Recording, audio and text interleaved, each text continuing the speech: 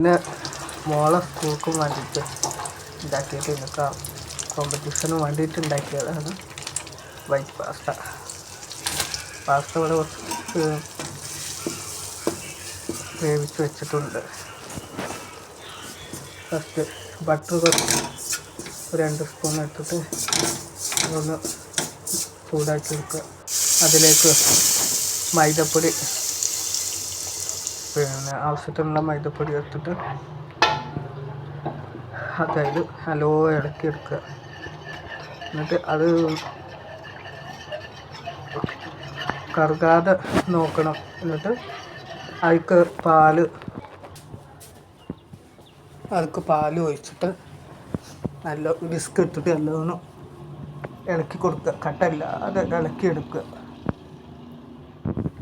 എന്നിട്ട് ഞാൻ അതിലേക്ക് കുറച്ച് പച്ചക്കറികൾ, ക്യാപ്സിക്കം, പിന്നെ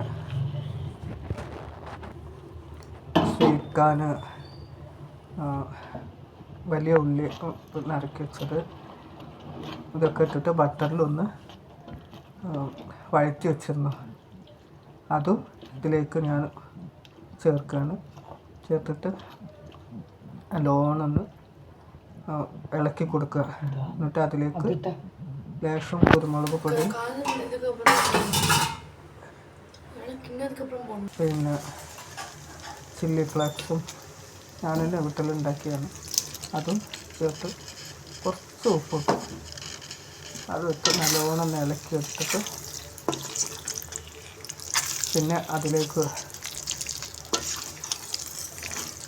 കുറച്ച് സീസും ചേർത്തിട്ടുണ്ട്. അത് ചേർത്തിട്ട് ഒന്ന് ഇളക്കി എടുത്തിട്ട് നമ്മൾ വേവിച്ച് വെച്ച പാസ്ത അതും ഇതിലേക്ക് ഉപയോഗിച്ച് നല്ല ഇളക്കി കൊടുത്ത് വൈറ്റ് പാസ്ത റെഡിയായി.